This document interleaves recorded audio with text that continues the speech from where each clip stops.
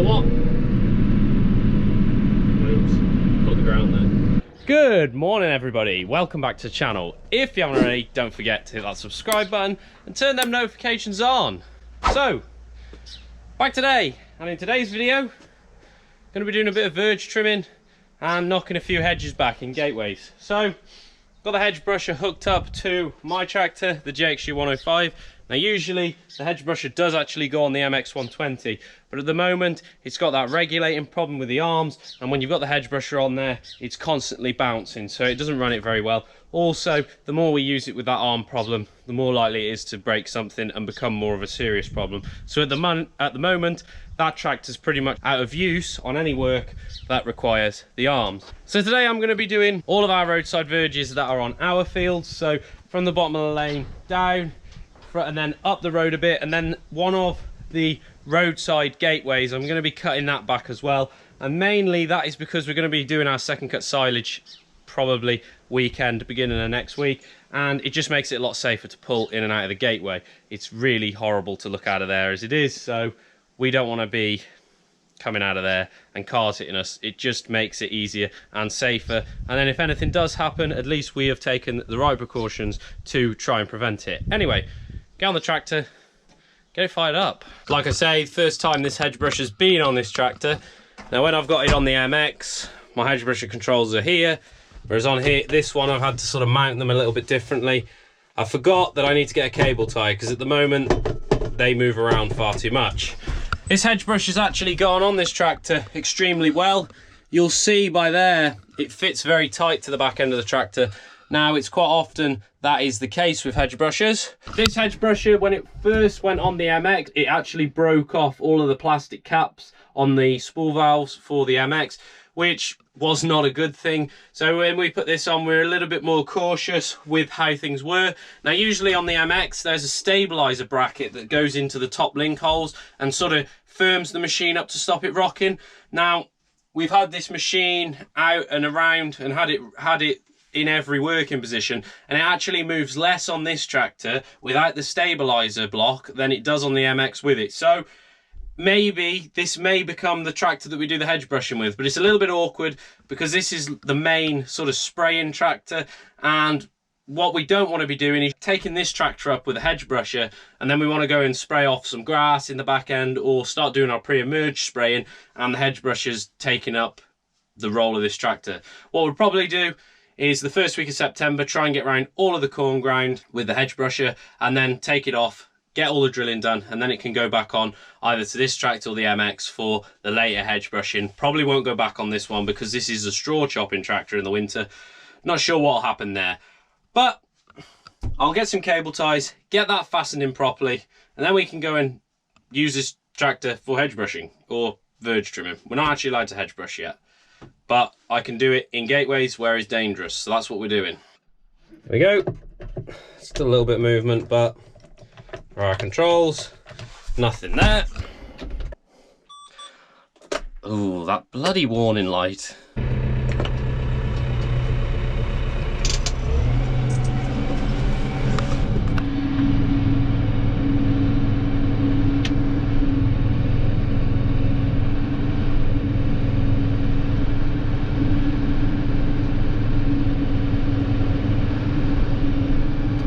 So I've just done the first swipe going downhill.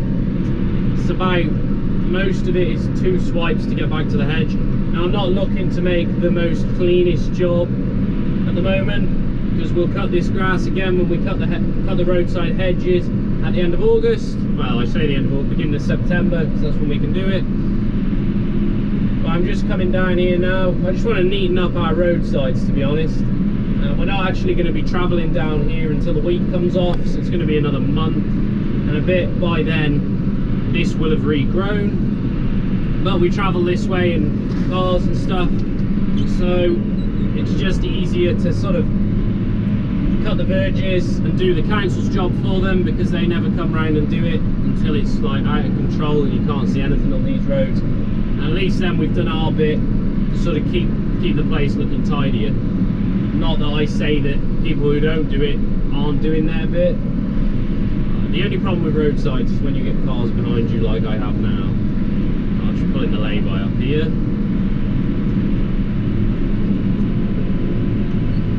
Thank you. Usually this road we're on today is a lot busier, but it's not bad today actually. Probably because there's quite a big college down the road from us, and they're obviously shut at the moment, so a lot of traffic that would usually be going there isn't going there at the moment. So that's brilliant for us because the roads are nice and quiet. There's not many cars about. I bet by the time we come to actually brush the roadside hedges, it'll be a different story. They'll be heaving and you're having to pull in and move out the way. But what? Oops, caught the ground there. One thing I've already noticed is the visibility out of this tractor is, especially on the grass, is 10 times better than on the MX. The problem with the MX at times is she's quite high up and it's got some quite big mud guards on it, and when you're looking out to cut grass, a lot of the grass area is actually covered by the mud guards, whereas on this tractor now, from where I'm sat, I can see all of the grass and I can see pretty much right down into the wheel.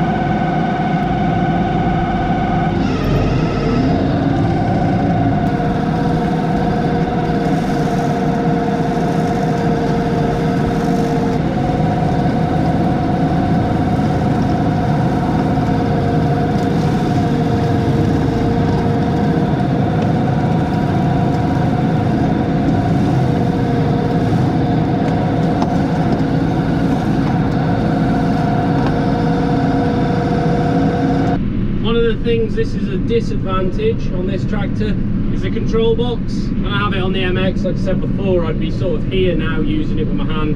Here I'm more screwed around.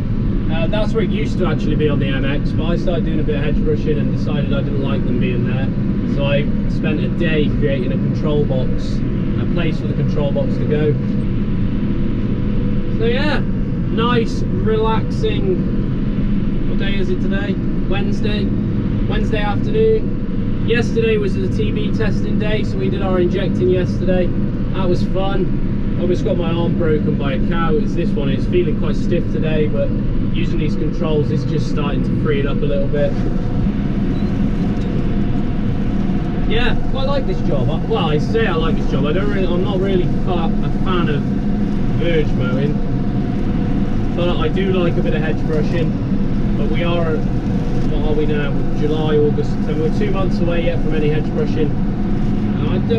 I don't do an awful lot. Mark does quite a lot of the hedge brushing, but I have done more over the last couple of years. Since we've had the Puma, really, Mark will usually be off sort of ploughing or doing something with that tractor, and I'll head off with the MX and do a day's hedge brushing or whatever. It might be a little bit different this time, so I might put the hedge brusher on this tractor.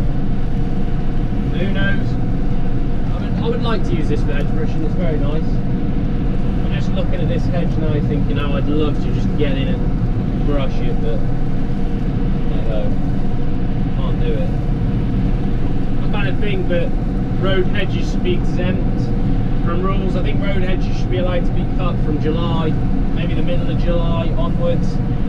Pushing the road hedges to September along with all the field hedges is a bit of a joke at times. Some roads are extremely narrow and dangerous without having the hedges brushed, but I suppose we have got a duty of care to the wildlife.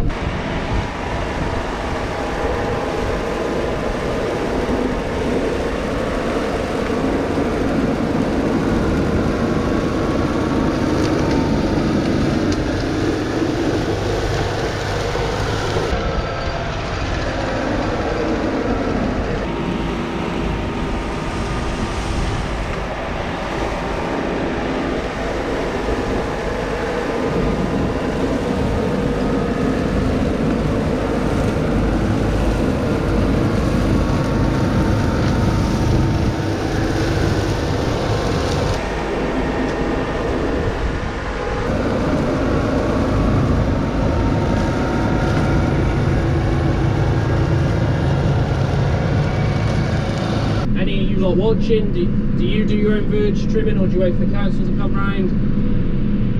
Do you know, or does someone come and do it? It'd just be interesting to know how many people do actually get the brusher on themselves and do it, or are we the only people that are stupid enough to do it? I don't know whether that's being stupid or not. The hedge brush is going well on here today.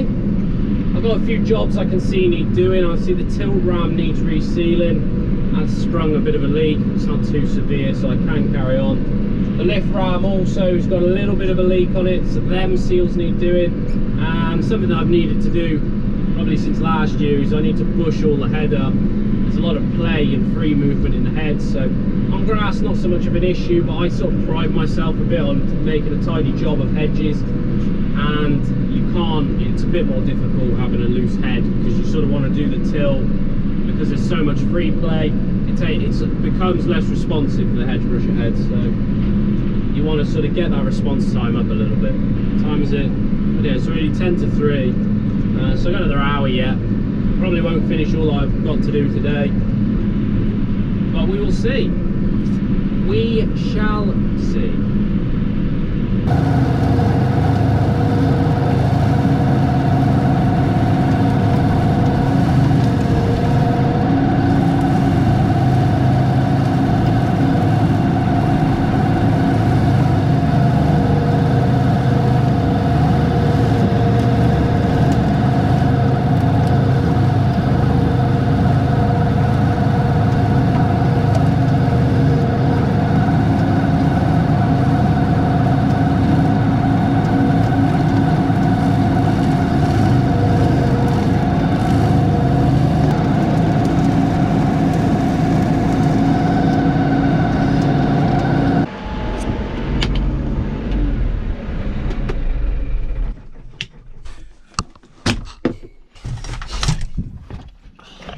I'll just bang my head on that again. Just take that off there. Can be all right there. And there we go. There is us finished for the day on the verge trimming job. I've actually finished all the verges I need to do. I might have a couple more to do for other people, but I'm not sure yet. That brings us nicely to the end of today's video. I'd like to thank you all for watching. Don't forget to like and subscribe. We'll see you guys in the next one.